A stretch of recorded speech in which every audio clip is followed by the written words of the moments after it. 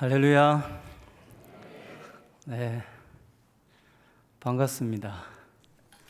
오늘 귀한 교회, 또 은혜로운 교회의 말씀을 전할 수 있는 또 기회를 주신 하나님께 감사를 드리고, 또 우리 귀한 목사님과 당회 그리고 모든 성도님들께 감사를 드립니다. 제가 기도를 해야 되는데요. 기도하겠습니다.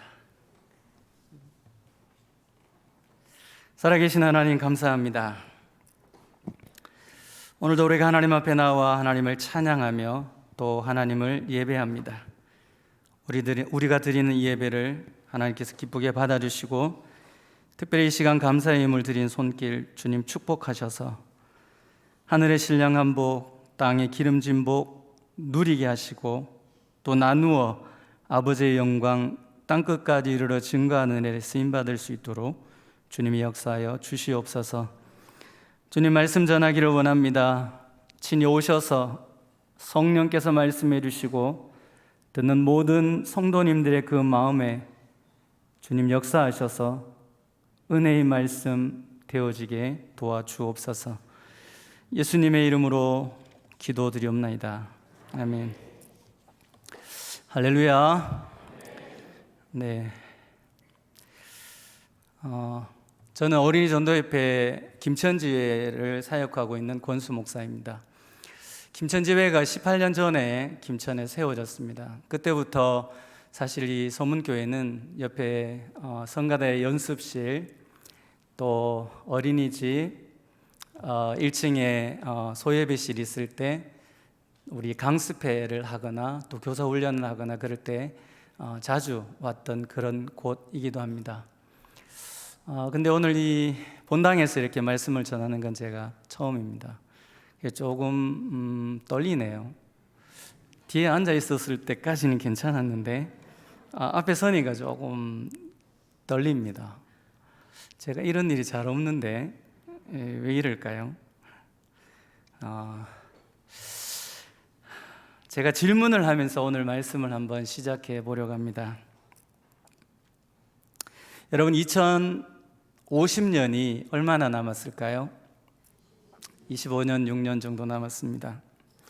여러분, 2050년도에 우리 상주소문교회가 어떻게 되어 있을까요? 답 안 하셔도 됩니다. 제가 보기를 드릴게요. 네. 첫 번째 1번, 지금보다 부흥해 있을 것이다. 부흥해 있을 것이다. 2번, 지금과 비슷할 것이다. 3번, 지금보다 많이 줄어 있을 것이다. 몇 번일까요? 자, 말하지 말고 괜히 손을 들어서 자, 1번, 2번, 3번 한번 표시해 볼까요? 하나, 둘, 셋. 네, 안 하시는 분들이 몇 분 계시네요. 네. 제가 어린이 사역을 하다 보니까 어린아이와 같은 믿음이 뭘까? 예수님이 칭찬하셨던 어린아이와 같은 믿음은 하라 할 때 싫어도 해주는 거.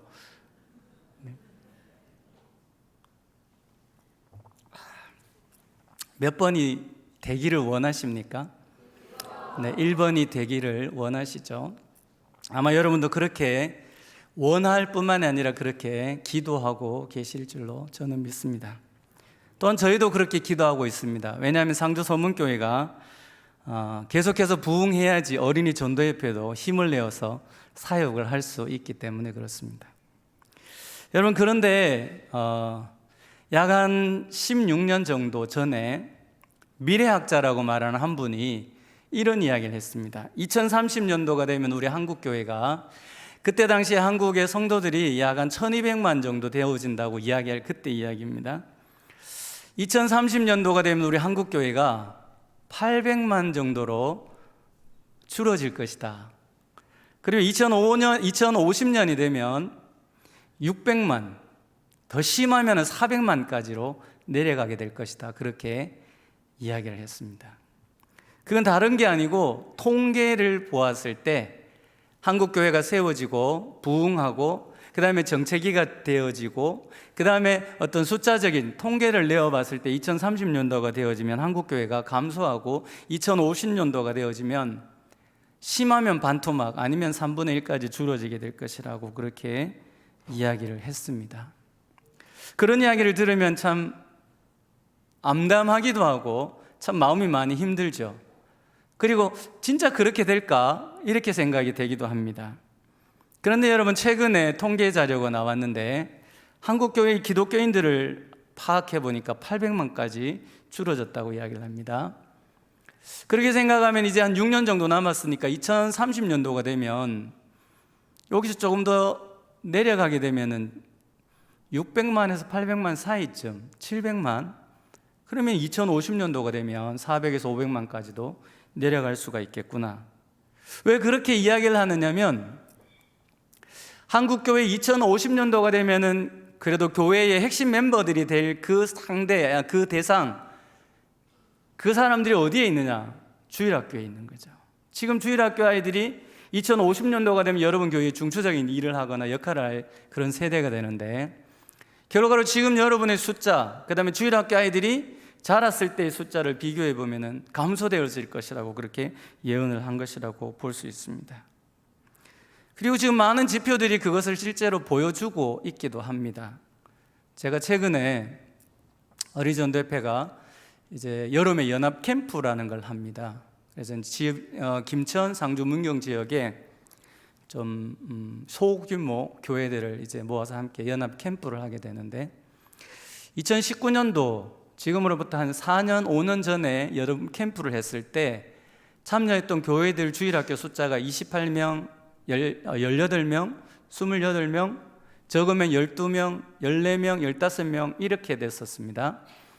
근데 올해 저희들이 주일학교 아이들 이제 캠프를 모집했는데 주일학교들 숫자가 28명이었던 그 교회들 주일학교 숫자가 10명으로 내려갔어요. 18명이었던 그 교회가 8명으로 내려갔어요. 대부분 이렇게 되어져 있습니다. 그걸 보면은 한국 교회가 미래가 상당히 힘들다라는 것을 생각해 볼 수 있고, 우리는 이것을 두 글자로 우리가 생각해 보면 위기다라고 이야기할 수도 있을 것 같습니다. 실제로 많은 분들이 우리 한국 교회가 위기다라고 그렇게 이야기를 하기도 합니다. 그럼 어떻게 하면 이 위기를 극복해낼 수 있을까? 그렇게 이야기할 때 아까 말씀드렸던 2030년, 50년을 이야기하셨던 그분이 이 위기를 극복할 수 있는 방법은 다음 세대를 세우는 것 외에는 달리 방법이 없습니다라고 그렇게 이야기를 했습니다. 그래서 오늘 여러분들과 함께 나눌 이 말씀, 다음 세대를 세우기 위한 우리의 비전이라는 것은 무엇입니까? 하나님이 우리에게 보여주시는 것이지 않습니까? 하나님이 우리를 향한 뜻, 하나님께서 왜 우리를 구원해 주셨고, 왜 우리를 상주 땅에 살게 하셨으며 상주 소문교회에 출석하게 하셨고, 특별히 오늘 헌신하시는 교사들은 하나님이 왜 여러분을 교사로 부르셨을까? 그 하나님의 뜻을 우리에게 보여주신 것, 그것을 보는 것이 곧 비전이라 이렇게 이야기할 수 있는데, 다음 세대를 위한 우리의 비전은 무엇일까? 그걸 우리가 한번 깊이 묵상해 보기를 원합니다. 여러분, 위기라는 단어는 합성어입니다. 위험이라는 단어와 기회라는 단어가 합쳐져서 위기가 되었습니다. 결과적으로 위기는 어떤 위험이 되는 순간이기도 하지만 또 다른 기회가 되는 순간이기도 하다는 것이죠. 한국교회가 위기다, 2030년, 50년도 반토막 나고 그보다 더 3분의 1이 되어지는 그런 위험한 순간이 우리에게 올 것이다 라는 것을 경고하는 것과 함께 또 다른 한편에는 기회가 될 수도 있다, 이때가. 그러면 어떤 상황이 되면 위험이 되고 어떤 상황이 되면 기회가 될 것인가? 여러분, 오늘 우리가 읽었던 이 본문의 말씀은 바로 그 위기라는 경종을 울릴 때, 빨간 신호등이 들어왔을 때 그것을 무시하고 위기를 위험으로 치달아 버린 한 민족을 보여주고 있습니다. 우리가 읽었던 본문의 말씀은 이렇게 말씀하네요. 그 세대의 사람도 다 그 조상들에게로 돌아갔고 그 후에 일어난 다른 세대는 여호와를 알지 못하며 여호와께서 이스라엘을 위해 행하신 일도 알지 못하였더라.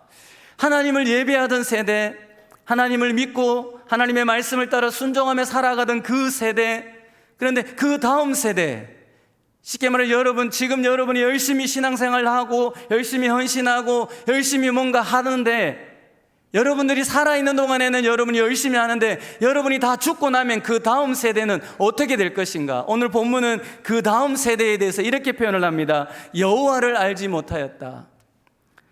이스라엘을 위해서 행하신 그 일도 그들은 알지 못했다. 이렇게 표현을 합니다. 결과적으로는 위기라는 그 신호등 앞에 서서 그들은 그것을 새로운 기회로 잡지 못하고 위험으로 받아들여 버려서 완전히 그냥 멸망해버린 한 민족을 이야기하는 것이죠. 여러분, 다음 세대, 다른 세대가 여호와를 알지 못하고 이스라엘을 위하여 행하신 일도 알지 못한 결과물이 무엇입니까? 그것을 이제 사사기 17장 6절과 21장 25절에 이렇게 설명을 합니다. 그때에 이스라엘의 왕이 없으므로 사람마다 자기 소견에 옳은 대로 행하였더라. 왕이 없었다는 건 뭐죠? 이스라엘, 곧 하나님께서 이스라엘 백성들을 애굽에서 출애굽시켜 주셨고 광야를 마른 땅같이 홍해를 마른 땅같이 건너게 해주셨고 광야에서 만나와 메추라기로 먹여주셨고 입혀주셨을 뿐만 아니라 어떤 모든 해로운 것들로부터 그들을 보호해 주셨고 그들을 가나안 땅으로 들어가게 해주셨던 하나님을 알고 있었던 그 세대가 죽고, 그 자녀들인 그 다음 세대는 하나님을 알지 못하니까 그들이 어떻게 살았다고 말합니까? 자기 소견에 옳은 대로 행하였다. 여기에 소견에 옳다라는 표현의 원어의 의미로 보니까 이렇게 해석이 가능합니다. 각 사람의 눈에 보기에 옳은 일을 했다. 눈에 보기에 옳은 일을 했다는 거죠. 그러면 그 앞에 세대는 어떻게 살았을까요? 그들이 눈에 보여주는 것을 쫓아갔던 것이 아니라 하나님의 음성을 듣고 하나님께서 말씀하시는 대로 그 말씀을 따라 살아갔단 말이죠. 그러면 그들의 삶의 기준이 무엇이었을까요? 하나님의 말씀이었단 말이죠. 그런데 그 사람들이 다 죽고 나서 그 다음 자녀들은 어떻게 살았다고요? 자기 소견에 옳은 대로 살았다고요. 보여지는 것을 쫓아 살았다고. 쉽게 표현을 하면 자기 멋대로 살았다는 거죠. 하고 싶으면 하고 하기 싫으면 안 하는 거죠. 아까 우리 목사님과 잠깐 대화를 좀 하게 되었는데, 한국 교회의 위기는 3040 세대가 교회를 떠난 것에 있다라고 많이 이야기를 합니다. 3040 세대 지금 여기 많이 계시나요? 혹시 자기가 3040 세대인 분 고개 한번 끄덕여 보실 수 있나요? 많이 계시네요. 할렐루야. 하나님의 은혜인 줄 믿습니다. 근데 3040 세대의 특징 중에 하나가 자기중심적이라는 거래요. 이게 제 말이 아니고 그 목회데이터 연구소의 소장님이 한 이야기입니다. 데이터를 내어봤을 때 3040 세대의 특징이 자기중심적이다. 쉽게 말해 자기 소견에 옳은 대로 한다는 거죠. 하고 싶으면 하고 하기 싫으면 안 한다는 거예요. 물론 이유는 있습니다. 그 세대가 그렇게 되어져 버린 이유가 있어요. 그런데 오늘 본문은 이렇게 말합니다. 우리가 다른 세대, 곧 다음 세대, 우리 후에 일어날 세대들을 잘 가르쳐 주지 않으면 그 다음 세대는 하나님을 알지 못하는 세대가 되어지고 그들은 자기의 소견에 옳은 대로 행할 수밖에 없는 세대가 된다. 이게 바로 위기의 순간에 그 위기를 기회로 잡지 못한, 그냥 위기를 위험으로 받아버린 세대를 보여주고 있는 것이죠. 반대로 위기의 순간에 그것을 또 다른 기회로 잡은 사람들이 있습니다. 디모데후서 2장 2절에 이렇게 말합니다. 또 내가 만인 증인 앞에서 내게 들은 바를 충성된 사람들에게 부탁하라. 그들이 또 다른 사람들을 가르칠 수 있으리라. 이것은 바울이 열심히 복음을 전하다가 복음을 전하는 것 때문에 옥에 갇혔습니다. 때문에 위험한 순간이죠. 아마 그 사실을 많은 그리스도인들이 예수 믿다가는 나도 저렇게 되겠구나 하고, 때로는 정말 하나님이 살아계시면 어떻게 저럴 수 있지, 어떻게 보면 낙심하고 어떻게 보면 믿음을 잃어버릴 위기의 순간에 바울은 담대하게 이야기를 하는 것이죠. 자기가 가르쳤던 디모데에게 너 낙심하지 말고 네가 많은 증인 앞에서 내게 들었던 그것을 충성된 사람들에게 부탁해라. 그들을 가르쳐라. 그러면 그들이 또 다른 사람들을 가르치게 될 것이다. 그러면 그들은 또 다른 사람에게, 또 다른 사람에게. 그래서 후대에 일어나는 사람들이 하나님을 알지 못하는 것들이 아니라 하나님을 계속해서 믿음으로 신앙하는 믿음의 세대가 계속해서 세워져 갈 것에 대해서 말씀하고 있는 것이죠. 바로 위기를 기회로 포착한 사람들이라고 볼 수 있습니다. 사랑하는 우리 상주소문교회 성도 여러분, 한국교회 위기입니다. 여러분은 아니라고 말하고 싶을지 모르지만 그러나 한국교회는 위기입니다. 그러면 이 위기를 어떻게 할까요? 아이고, 어떻게 할지도 모르겠다. 많은 기독교 학자들이 위기라는 건 알겠는데 어떻게 위기를 헤쳐나가야 될지를 모르겠다라고 그렇게 이야기를 한대요. 이건 제 이야기가 아닙니다. 그러다고 손 놓고 있을 수는 없지 않습니까? 분명히 이 위기는 또 다른 우리에게 주어진 기회일 텐데, 그러면 어떻게 이 위기를 기회로 잡을 수 있을까?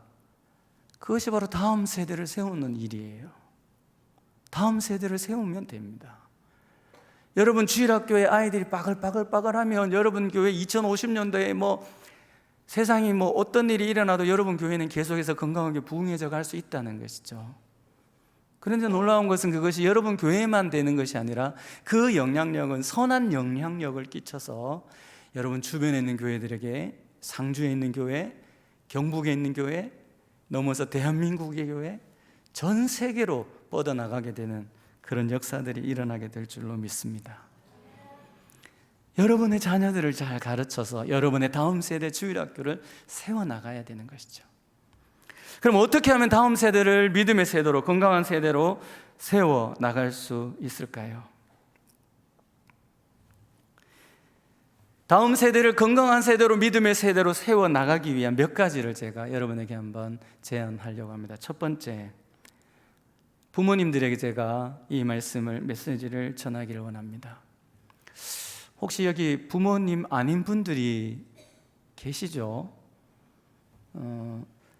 어린 자녀를 둔 분도 부모님이시고, 네, 청년을 둔 부모도 부모고, 40, 50된 어른을 둔 부모도 부모고, 그래 모든 부모들에게 제가 이 메시지를 한번 전하고자 합니다.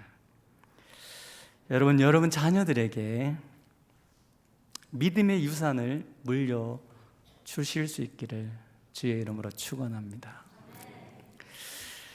상주소문교회 다음 세대가 건강하게 세워나갈 수 있는 첫 번째 방법이 뭐냐?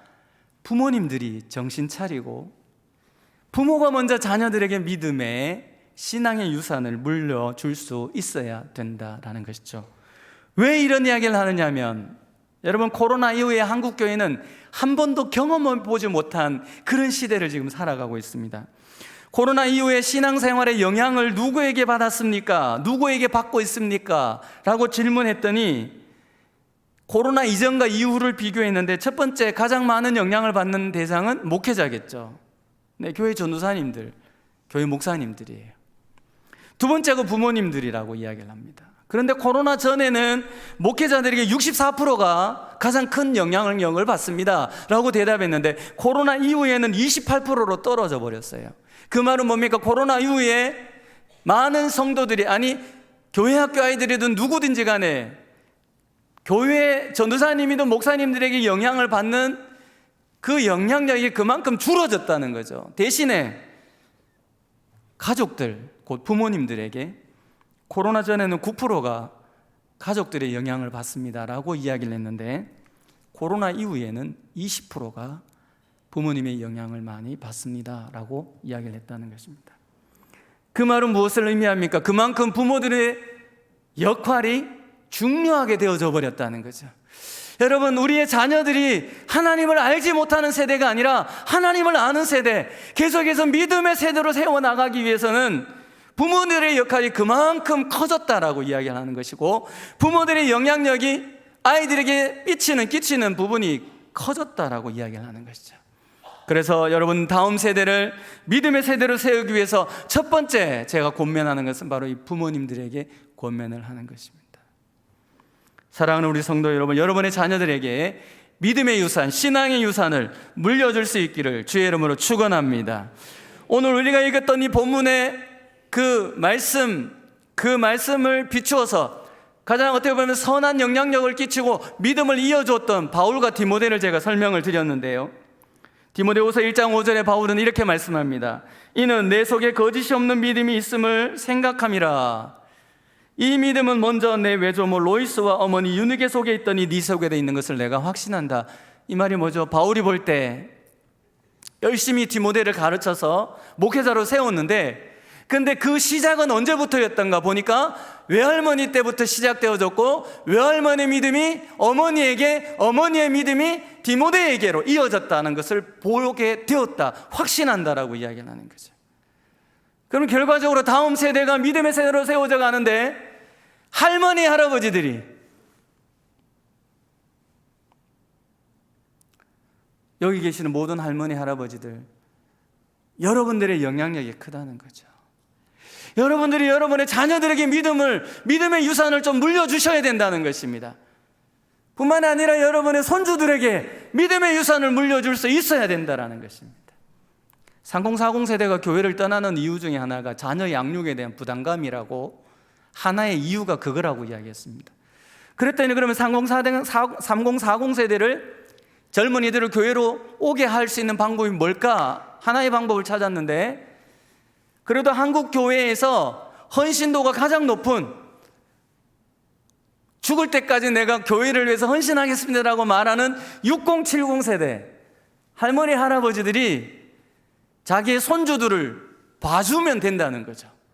그래서 그 젊은이들이 육아의 어떤 그런 어려움으로부터 조금 덜고, 그래도 주일날 교회 와서 할머니, 할아버지들이 손주들을 좀 봐주는 그때 좀 쉼을 얻을 수 있다는 그런 하나의 방법을 제시를 하더라고요. 저희 부모님, 저는 좀 일찍 부모님들이 돌아가셨습니다. 저희 이제 장인 장모님은 아직도 살아계세요. 장인어른이 84시고 장모님이 원래 81 되시는데 아직도 정정하셔요. 어디 나가면 70이라고 막. 진짜예요. 왜 웃으시죠? 못 믿으시겠어요? 사진을 보여드릴까요? 지금 장모님은 지금도 수영장 가서 얼마 전에 운전을 하는데 뒤편에서 아이고 자네 수고 많지, 어깨를 주물러 주는데, 와, 그 힘이 저보다 더 센 것 같아요. 얼마나 시원한지. 어머님 됐습니다 그러는데도 아니네, 아파갖고 좀 그만 주물러라 그랬는데 아니네 하면서 너무 시원해서. 저희 장인도 얼마나 건강한지 몰라요. 그 말은 뭐죠? 손주들을 돌볼 수 있는 힘은 아직 남아있다. 그리고 저희 아이들이 지금 큰애가 대학교를 졸업했고 둘째가 대학교 2학년인데 왜요? 그렇게 안 보이세요? 근데 우리 아이들을 저희 장인 장모님이 키워주셨어요. 장로님이시고 권사님, 지금 두 분 다 은퇴하신 분들이신데, 저희가 사역을 하다 보니까 장인 장모님이 우리 아이들을 키워주셨어요. 장모님 기도를 참 많이 하시는 분이세요. 그래서 우리 아이들을 잘 키워주셨어요. 신앙으로 저는 정말 잘 키워주셨어요.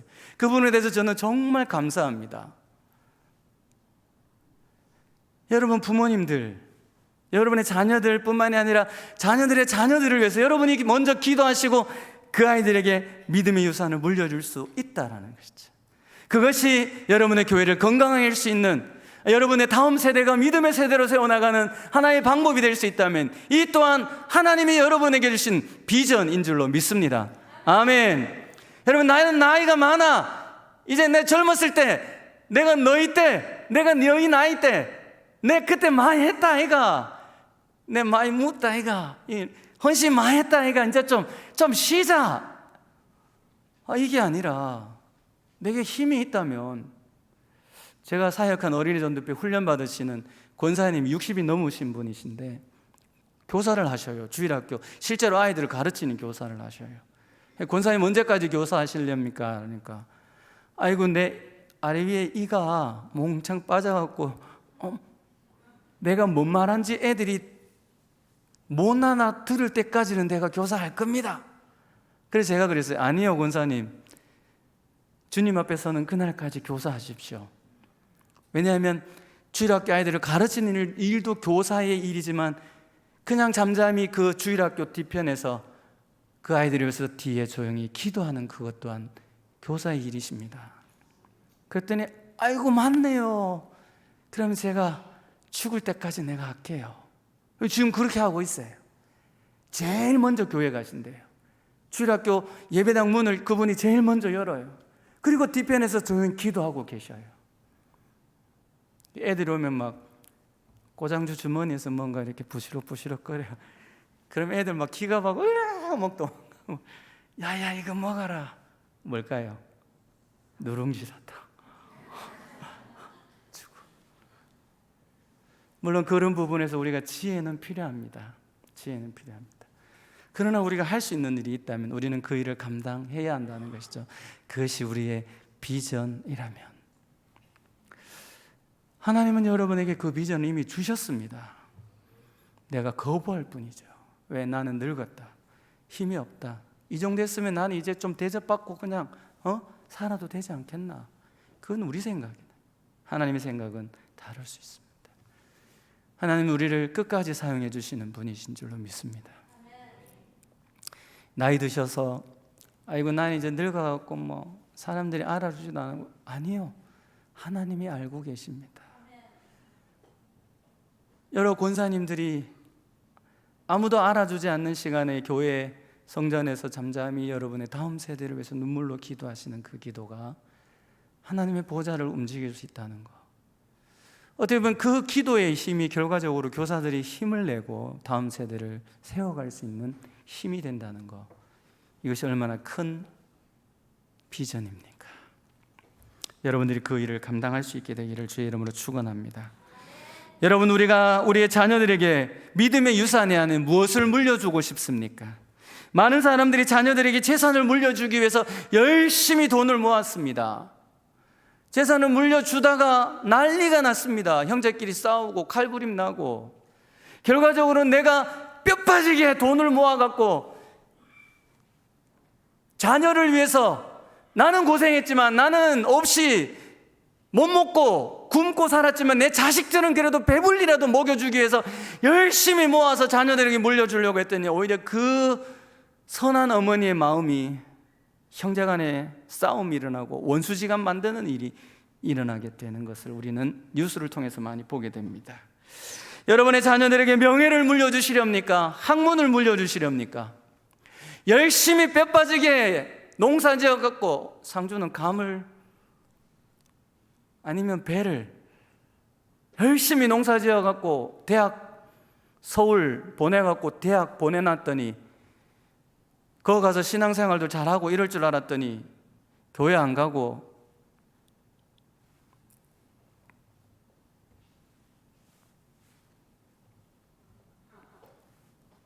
오히려 자녀를 위한 길이라고 생각했던 그 길이 나중에 피눈물 흘리는, 하나님 앞에 그렇게 자녀를 위해서 내가 눈물로 기도하는데도 여전히 자녀는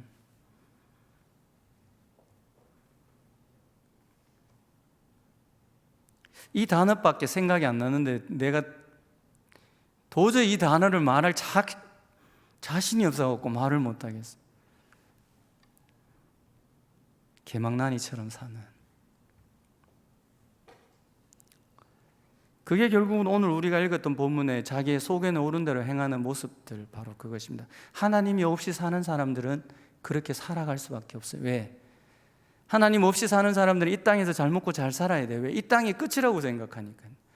그러니까 최대한 여기서 잘 먹어야 돼요. 잘 입어야 돼요.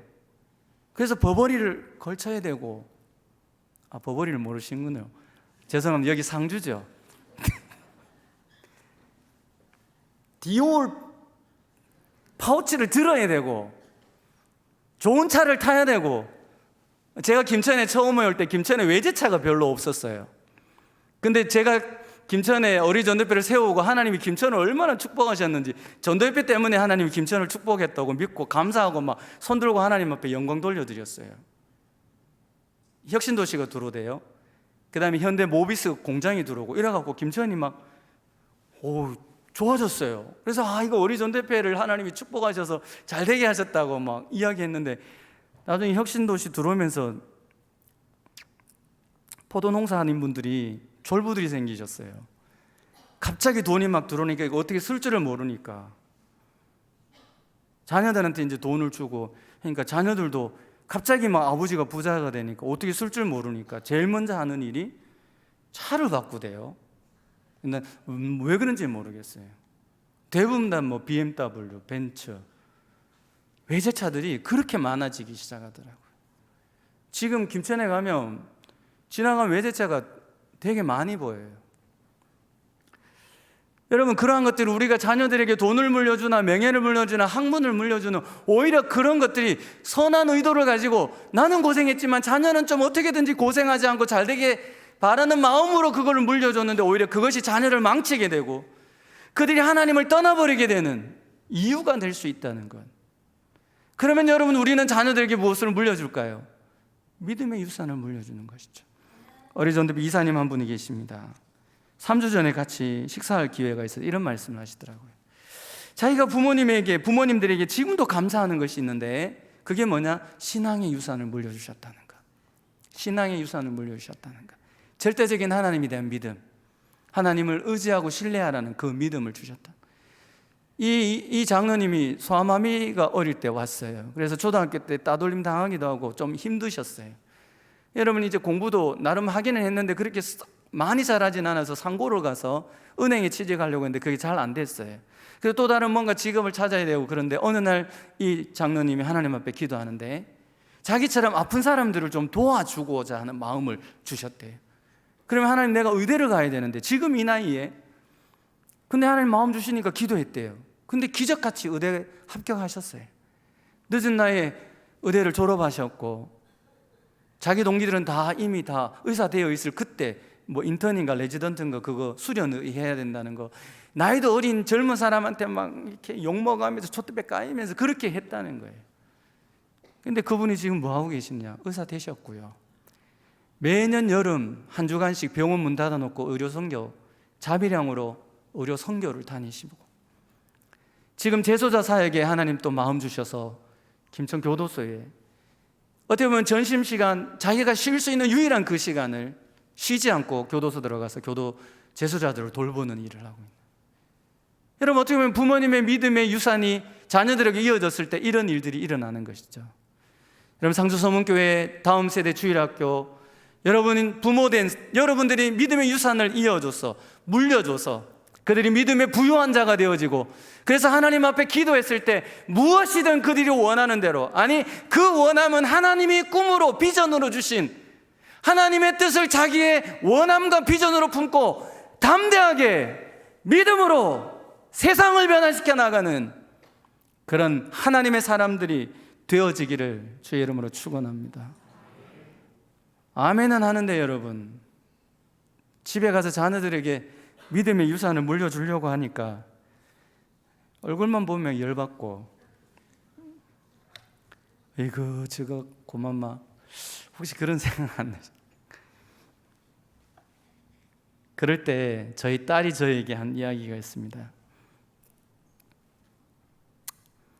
딸이 마음에 안 들 때 제가 좀 이렇게 표정을 좀 이렇게 했더니 애가, 아빠 그럴 때는 God bless 라고 하는 거야. 화날 때마다, 짜증날 때마다 이그 이렇게 하지 말고 God bless. 그러면 내가 알아챌게. 그 열받았어요. 화가 났어요. 이러다 God bless you. 아멘. 그러면서 서로 고치고. 여러분, 자녀들에게 믿음의 유산을 이어줄 수 있기를 주의 이름으로 축원합니다. 아멘.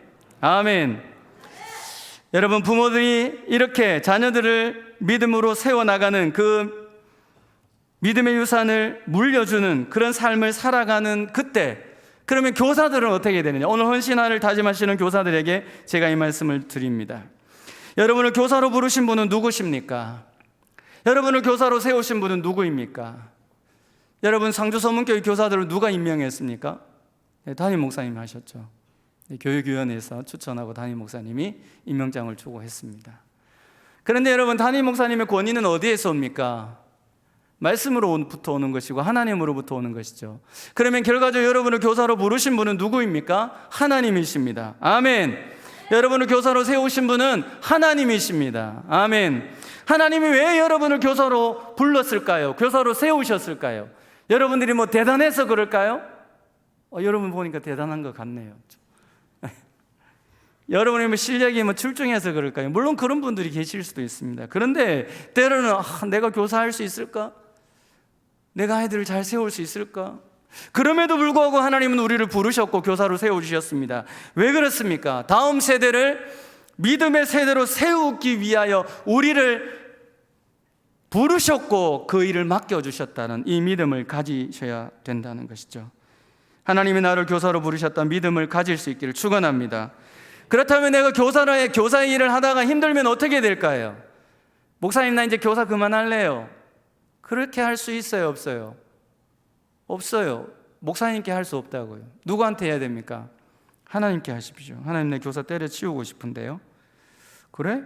그럼 그만둬라. 살기 싫은 모양이지. 조크입니다, 여러분. 조크입니다. 조크입니다. 하나님께서 우리를 교사로 부르셨다면 교사들이 가져야 될 마음이 있습니다. 그 마음은 뭐냐면 선한 목자의 마음입니다. 선한 목자는 누구이십니까? 주님이시죠. 주님의 마음을 품으셔요.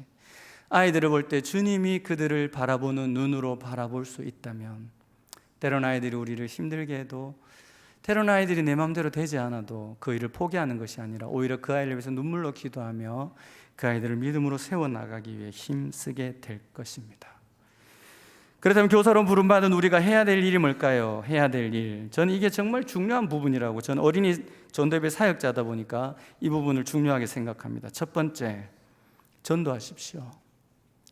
전도하는 교사가 되십시오. 때를 얻든지 못 얻든지 전도는 해도 되고 안 해도 되는 것이 아니라 하나님이 명령하셨기 때문에 상황이 되든 안 되든 전도는 하셔야 됩니다.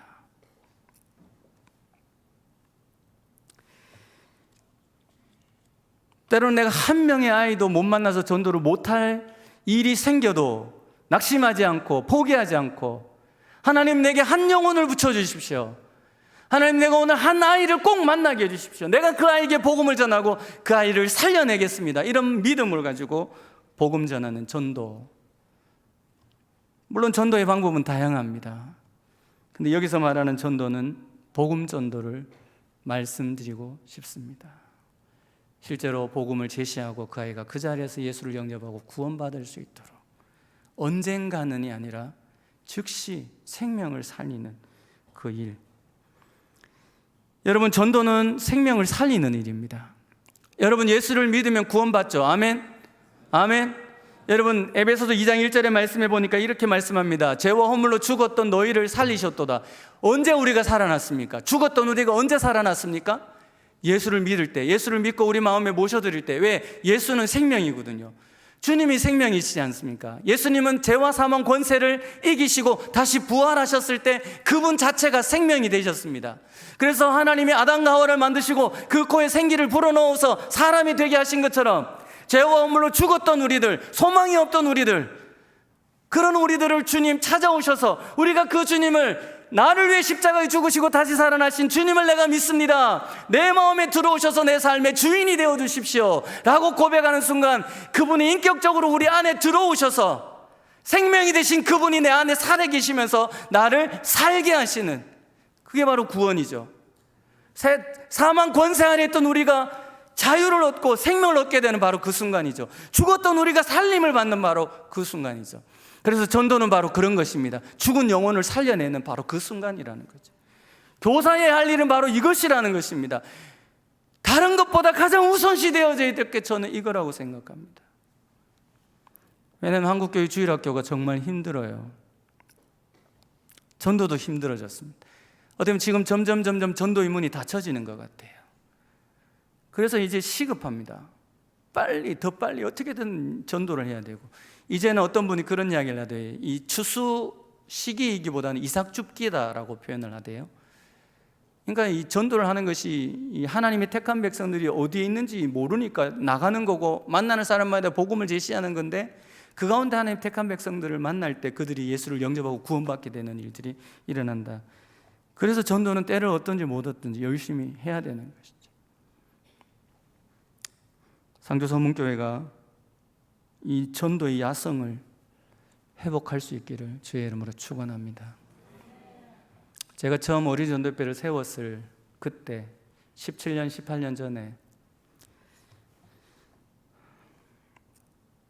상주 소문교회가 어떻게 어린이들을 전도했다는 것을 저는 소문을 들어서 알고 있습니다.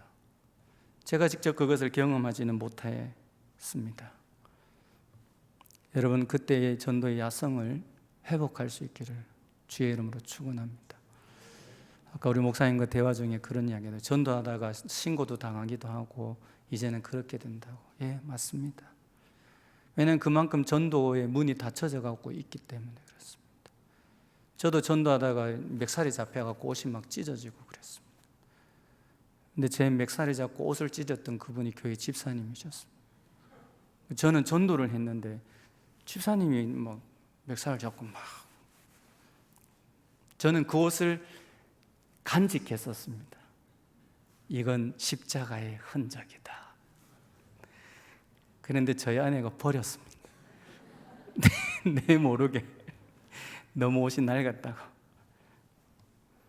진짜 여러분, 전도하다가 이제 신고당합니다. 저희는 공원에서 전도를 하는데 열심히 전도하다 보면 어떤 분이 오셔서 이야기합니다. 아니, 이렇게 전도한다고 됩니까? 당신들이 이렇게 하니까 교회가 욕먹는 거 아닙니까? 전도를 오히려 방해하는 거 아닙니까? 실례지만 혹시 교회를 다니시나요? 예, 나도 교회 다닙니다. 내가 교회 장로입니다. 아유, 장로님 안녕하세요. 네, 저는 목사입니다. 반갑습니다. 물론 전도는 다양한 방법이 있습니다. 그런데 하나님 우리에게 주신 사명은 바로 이렇게 전도하는 것인데요. 여러분, 여기 보십시오. 이 아이들 교회 한 번도 가보지 않은 아이들이 여기 10명 앉아 있습니다. 처음부터 이랬던 게 아닙니다. 1명, 2명, 3명, 4명 2년, 3년 했는데 12명의 아이들이 거기 앉아 있었고 그 아이들이 교회로 연결되었습니다. 장로님 기도해 주세요. 그래도 그렇지. 네, 장로님 감사합니다. 기도해 주세요. 어느 날 경찰이 출동했습니다. 그래도 그 경찰이 집사님이시래요. 이렇게 나올 수밖에 없습니다. 신고가 들어오면 저희들이 신고가 들어온 것이 어떻게 처리했는지 결과를 알려야 되기 때문에. 근데 거기에 이 안전지킴이 어르신들이 계셨어요. 경찰이 오니까 그분들이 왜 왔냐고. 여기 신고거든. 이 사람들 나쁜 사람들 아니라고. 2년 3년 전부터 우리 매주 토요일마다 보는데 이 사람들 나쁜 사람 아니라고. 절대 아니라고. 오히려 그분들이 우리를 변론해 주셨습니다. 근데 신고한 사람들이 누굴까요? 네, 교회 다니는 분들입니다. 많은 분들이 그렇습니다. 저는 김천중앙초등학교, 우리 집사님 아실랑가 모르는데 김천중앙초등학교에서 어느 날 전도하는데 한 명을 만나서 복음을 전했습니다. 여자분 한 분이 왜 그렇게 하냐고 애를 붙들고 그렇게 강압적으로 하시면 되냐고, 애 보내주세요. 아니, 저는 지금 전도하고 있습니다. 그리고 이 아이가 듣고 싶다고 원했기 때문에 저는 하고 있습니다. 한번 물어보세요. 그러니까 그분이, 얘 너 듣고 싶어서 있니? 네, 내 듣고 싶어서 있는데요. 다 전했습니다. 혹시 교회를 다니시나요? 예수님을 믿으세요? 아니, 나도 교회 다녀요. 어디 다니는데 바로 옆에 큰 교회가 있습니다. 교회 다니는 분이셨습니다. 여러분, 전도는 어떻게 보면 나를 내려놓지 않으면, 나를 희생하지 않으면, 헌신하지 않으면 할 수 없는 부분입니다. 옛날에 제가 17년, 18년 전에는요, 전도하러 나가면은 이제 저희가 세소입반 전도라는 걸 하는데 한 집에 20명, 30명을 모아놓고 전도했습니다. 근데 지금 전도하면 몇 명이 나올까요? 2명, 3명, 5명? 그래도 저희들은 합니다. 해야 됩니다. 왜냐하면 하나님이 그것을 비전으로 주셨기 때문에 그렇습니다. 어떤 날은 한 명의 아이도 오지 않습니다. 저희들은 거기서 눈물로 기도합니다. 그리고 찾아났습니다. 하나님, 한 명의 아이를 붙여주십시오. 근데 저기 애 소리가 들립니다. 막 손살같이 달려갑니다. 손살같이 달려가니까 또 뛰어오는 모습을 보고 애가 겁먹어서 도망가 버리기도 하고. 그러면서 하나님 제 아이를 다시 만나게 해주세요. 어떤 날은 여호와의 증인, 김천에 여호와의 증인 여호와의 왕국이 있기 때문에 여호와의 증인에 다니는 애들이 참 많습니다. 그런 아이들에게 복음을 전하고, 또 이단들, 이 기쁜 소식, 이번에 김천대학교를 인수한 그 단체가, 그 교회가 있습니다. 거기 다니는 아이들이 참 많아요. 우리는 그 아이들에게 복음을 전합니다. 때를 얻든지 못 얻든지 우리가 할 일은 전도하는 것입니다. 여러분, 그 아이들을 꼭 우리 교회로 데려와야 합니까? 그 아이들을 꼭 우리 교회로 데려와야 합니까, 여러분? 제가 전도사 때 대구에 있는 약간 중소규모 되는 교회 전도사 때였습니다. 저는 유년부 담당이었고요. 세대반 전도라고 이제 공원 전도를 하러 나가는데 저희 부서 교사들 3명, 4명 같이 나갔습니다. 나갈 때 뜨겁게 기도하고 놀이터 가서 뜨겁게 기도하고 막 전도하는데 거기에 오는 애들이 대부분 다 4학년, 5학년, 6학년이에요. 걔들은 초등부죠. 근데 우리가 전도하는데 누가 부흥합니까? 초등부가. 그게 선생님들은 전사님 이거 계속 해야 돼요? 우리는 하는데 초등부는 코빼기도 안 보이는데 이거 우리 계속 해야 돼요? 그래서 제가 어떻게 했을까요? 해야죠. 하나님이 어떻게 역사하시나 한번 보십시오. 저는 하나님에 대한 믿음이 있었습니다. 우리가 심지 않은 것을 하나님이 보게 하실 것을. 내가 열심히 4, 5, 6학년에게 복음을 전하지만 하나님은 내가 심지 않은, 만나지 않은 1학년, 2학년, 3학년 아이들이 교회로 몰려오게 했습니다. 그 해에 저희 부서가, 이건 자랑하는 건 절대 아니에요. 초등부가 3, 40명일 때 저희 부서가 120명까지 부흥했습니다. 그때는 그랬습니다.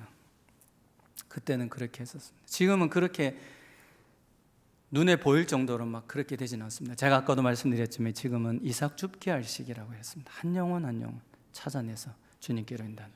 그런데 여러분, 한번 생각해 보세요. 상주소문교회 원래 새로운 아이들이 한 몇 명 정도 왔을까요? 대답하지 마세요. 많이 왔을 거로 저는 믿어 의심치 않습니다. 근데 제가 사역하는 김천의 교회들은요, 원래 한 명의 아이도 부흥한 교회가 없는 교회들이 너무나 많습니다. 아니, 2명, 3명이었다가 애들이 떠나가 버려서 교회 주일학교가 문 닫은 교회가 너무나 많습니다. 그런데 김천에 한 교회가 있습니다. 주일학교가 없었습니다. 사모님이 눈물로 기도하는데 하나님께서 어떤 마음을 주셨어요. 주일학교를 시작해라. 애들이 없어도 시작해라. 그래서 사모님이 기도하면서 주일학교 전도를 시작했습니다. 학교 앞에 전도를 갔더니 매주마다 나와서 전도하는 젊은 청년이 있는 거예요. 우리 전도회 감사합니다. 그 사모님이 그 청년을 우리 교회 전도사로 좀 보내주면 안 되겠나요? 교단이 다릅니다. 성결교단이고 여기는 고신측 교회입니다. 장로교. 그런데 교회에서 이 청년을 전도사로 보내달라고 요청했습니다. 기도하는 가운데 하나님 보내셨습니다. 처음에 주일학교가 1명도 없었습니다. 2명, 3명.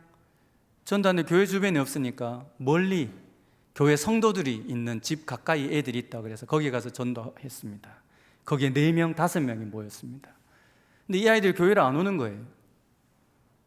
기도합니다. 하나님, 이 아이들이 교회로 올 수 있게 해달라고. 근데 어느 날 이 아이들이 교회로, 어떤 교회 아이들을 전체가 함께 모일 수 있는 행사를 했는데 그 아이들이 처음으로 왔습니다. 지금 주일학교가 12명까지 부흥했습니다. 주일학교가 없던, 교회 주변에도 아이들이 없던 교회 주일학교가 12명이 부흥했던. 여러분 별로 놀라진 않죠? 여러분 교회는 주일학교 애들이 한 100명 되고 막 이래 되니까 12명, 아이고 그 12명이 아이고 그게 부흥이고, 한 300명, 400명 부흥해야지 부흥이지, 이래 생각하십니까? 개척교회 목사님을 한번 생각해 주시죠. 한 명이 없는, 목사님하고 사모님과 자녀들 둘이 앉혀놓고 매주일마다 설교하는 날, 어느 날 한 영혼이 들어왔을 때 그 한 영혼이 천하보다 귀한 하나님의 그 마음을 품게 하셨고, 결과적으로 그 하나가 둘이 되고, 둘이 넷이 되고, 넷이 8이 되고, 16이 되고 부흥한, 그게 안산 동산교회이죠. 그렇게 전도를 시작한 교회가 지금 그렇게 교회가 되었습니다. 안산동산교회가 처음부터 그런 교회가 된 것은 아니죠. 그런 교회는 참 많습니다. 사랑하는 교사 여러분, 여러분들이 전도하셔야 됩니다. 시간이 없는데, 여러분, 시간은 남는 건 내 시간이 아닙니다. 여러분, 내야지 그게 내 시간입니다. 하나님 앞에 내가 교사로 부름받았다는 믿음이 있고, 내가 주의 몸된 교회를 위해서 헌신하고자 결단했다면 적어도 1시간 정도는 시간 내셔서 여러분 학교 앞에든 아니면 여러분 집 근처든 주변에 있는 아이들에게 복음을 전해 보십시오. 그러면 하나님은 어떻게 역사하시는지, 복음은 믿는 자들에게 구원을 주시는 하나님의 능력이라. 로마서 1장 16, 17, 18절에 말씀하셨습니다. 사랑하는 교사 여러분, 제가 두 번째 여러분에게 권면을 드립니다. 아이들에게 복음을 전하십시오. 제가 이 말을 참 조심스럽게 합니다. 여러분, 주일학교 아이들이 다 구원받았을까요? 구원받았을까요? 저는 캠프를 하거나 교회 위탁 성경학교를 하거나 그럴 때 초대받아서 가서 아이들을 개인 상담을 한 명 해볼 때가 있습니다. 근데 놀라운 것은 아이들이 교회는 오래 다니는데 구원이 뭐예요? 그거 어떻게 받는 거예요? 깜짝 놀랍니다. 점검하십시오. 여러분 교회 주일학교 아이들이 구원받았는지, 구원의 확신이 있는지, 정말 예수님을 인격적인 주님으로 한 번이라도 영접한 적이 있는지 확인하셔야 됩니다. 여러 성도님들, 여러분들이 먼저 예수님을 영접하셔야 됩니다. 그리고 여러분이 구원받으셔야 됩니다. 그래야지 생명을 가진 사람만이 생명을 나눌 수 있습니다. 생명이 없는 사람은 절대 생명을 나눌 수가 없습니다. 생명이 또 다른 생명을 낳는 것이죠. 생명 없음이 생명을 낳을 수가 없습니다. 여러분들 아이들에게 복음을 전해서 그들이 구원받을 수 있도록 저는 이게 가장 기본적이고 기초라고 생각해 봅니다. 마지막으로 제가 성도님들께 말씀을 드립니다. 저는 어딜 가든지 교사 세미나를 하거나 헌신 예배할 때 전 성도들의 교사화, 그렇게 한번 주창해 봅니다. 많은 교회들이 교사들을 세우고 교육전사의 한 명을 세워서 전폭적으로 지원해 줄게, 네가 하고 싶은 대로 해, 그리고는 뒷전으로 물러나 있습니다. 구경합니다. 잘하나 못하나 보자. 그러면서 조금만 교회 주일학교가 애들 좀 시끄럽고 이러면 애들을 저렇게 가르친다고, 아이고 요즘 우리 교회 주일학교 난리도 아니다. 근데 여러분 기억하셔야 됩니다. 모든 성도들은 다 교사여야 합니다. 제가 첫 번째 부모 교사를 이야기했습니다. 그 다음에 주일학교 교사를 이야기했습니다. 세 번째 교회의 교사와입니다. 모든 성도들의 교사. 여러분, 제가 아는 한 분을 소개합니다. 이분은 나이가 좀 드신 교사 선생님이셨어요. 어느 날 정말 말썽 부리는 아이가 있었습니다. 모든 사람들이 저거 커서 뭐가 되겠노, 싹시 놀았다 이야기할 때 이 권사님이 조용히 그 아이를 불렀습니다. 얘야, 너 참 말을 참 잘하는구나. 그거 하나님 주신 은사야. 얘야, 너 리더십이 있구나. 너 따라다니는 아이들 보니까 10명씩 네가 가면 항상 따라다니는데 하나님이 주신 은사야. 하나님이 주신 그 은사, 말 잘하는 거, 리더십, 그것을 하나님을 위해서 한번 써보지 않겠니? 그 성도, 그 권사님의 그 말을 들은 이 아이가 어느 날 집회를 갔는데 말씀을 전하시는 목사님, 여러분 중에 자신의 삶을 하나님 앞에 드리기를 원하는 사람 계십니까? 손 들어보세요. 일어나 보세요. 근데 거기에 수천 명의 사람들이 앉아 있는데 딱 한 사람이 일어났습니다. 그 사람이 바로 그 소년이었습니다. 나중에 그 소년은 위대한 전도자가 됩니다. 위대한 전도자가 됩니다. 제가 누구라고 말하지는 않겠습니다. 저 아닙니다. 방금 제가 그 정도는 아니에요. 그 정도는 아니에요. 빌리 그레이엄 목사님 이야기입니다. 빌리 그레이엄 목사님 어릴 때 그렇게 말썽꾸러기였대요. 어떤 집에 장독대 깨지면 빌리 그레이엄 목사님과 그 졸개들, 조무래기들이 한 일이라고 이야기할 정도로, 그래서 다 손가락질하고 욕했는데 교회 권사님 한 분이 그 하나님 주신 그 은사에 대해서 이야기할 때 이 빌리 그레이엄이 자신의 삶을 드렸고 결과적으로 그렇게 살 수 있었습니다. 여러분 다음 세대가 믿음의 세대로 세워지는데 성도들의 헌신, 여러분들이 전도 함께 하셔야 되고, 여러분이 기도 함께 하셔야 되고, 주일학교 교사들은 주일날 아이들을 만나서 가르치지만 성도들은 여러분이 어디에 있든 주일학교를 위해서 기도하셔야 되고, 어린이들을 보면 그 아이들에게 복음을 전하는, 전도하는 일을 해야 한다라고 그렇게 말씀드리고 싶습니다. 어저께 제가 문경에 있는 교회에 성경학교를 했습니다. 근데 거기에 초등학교 5학년짜리 여자아이인데 얘가 안 믿는 가정에서 나온다는 거예요. 아이고 귀하다. 그랬더니 하는 말이 장로님이 전도하셨다는 거예요. 어떻게 전도했는 거예요? 옆집에 애인데 장로님이 어느 날 그 아이를 만나서 복음을 전하고 그 아이가 교회 다니기 시작했는데 지금도 정말 잘 다니고 찬양 율동을 하는데 너무 예쁘게 하는 거예요. 이게 이 아이에게 주신 은사구나. 그래서 그 아이에게 그걸 은사 주를 위해서 헌신하고자 한 어떤 그런 걸 이야기했었는데 장로님이 전도하셨대요. 누구를? 옆집의 아이를, 안 믿는 가정에 나온 아이들. 여러분, 그것은 단번에 이루어지는 것은 아닐 수도 있습니다. 여러 날 지켜보면서 기도하고, 여러분 우리 상주서문교회 5월 달에 행사하지 않습니까? 그렇죠? 큰 행사하지 않습니까? 그럴 때 데리고 오는 거죠. 우리 교회에서 이번에 아이들을 위해서 이런 잔치를 여는데 누구 엄마 얘 한번 데리고 가도 되겠나? 이래서 데리고 오는 거죠. 교회를 한번 경험하고 오면 또 복음 전해주지 않습니까? 누가 와서 예? 복음 막 전해주지 않습니까? 복음도 전하고 선물도 주고. 이 아이가 예수를 영접하고 구원받는다면, 그 순간이 어떻게 보면 하나님이 함께 하셔서 영원히 동행하시고 책임져 주신다면 그 아이는 절대 하나님을 떠나지 않게 될 하나님의 사람이 되는 순간이 될 수 있는 것이죠. 여러분, 교회가 이렇게 다음 세대를 세워가는 그런 교회 되어지기를 주의 이름으로 축원합니다. 주일학교 전도는 교사만 하는 게 아니에요. 권사님들, 장로님들, 전 성도가 같이 하는 거죠. 말씀을 마무리합니다.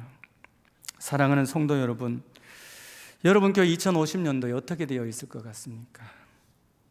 말만 부흥할 것이라고 말하지 말고, 여러분이 정말 2050년도에 우리 주일학교, 우리 서문교회, 상주서문교회가 부흥하기를 원하신다면 다음 세대를 세워야 되는데, 그 다음 세대를 세워야 된다고 말할만 하지 말고 하나님이 나에게 주신 비전이 뭘까? 부모는 부모로서의 비전, 교사는 교사로서의 비전, 성도는 성도로서의 어떤 비전, 그게 무엇이든, 주일학교 그 예배실 청소를 한번 하는 것이든, 아니면 여름 행사할 때 간식 한번 섬기는 것이든, 가장 중요한 것은 전도하는 것. 이것은 해도 되고 안 해도 되는 것이 아니라 꼭 하셔야 되는 것. 적어도 내가 올 한 해 한 명은 전도하겠다. 아니면 어떤 분은 한 달에 한 명은 내가 꼭 전도하겠다. 아니면 한 주에 한 명은 내가 전도하겠다. 하루에 한 명에게는 내가 복음은 제시하겠다. 어떤 그런 결단을 하시고 여러분이 그 일에 헌신할 때 하나님은 틀림없이 상주서문교회 다음 세대는 건강하게 부흥하고 2050년대에 더 크게 부흥하는 그런 역사 있게 될 줄로 믿습니다. 그 일에 쓰임받는 여러분 되시기를 주의 이름으로 축원합니다. 기도하십시다.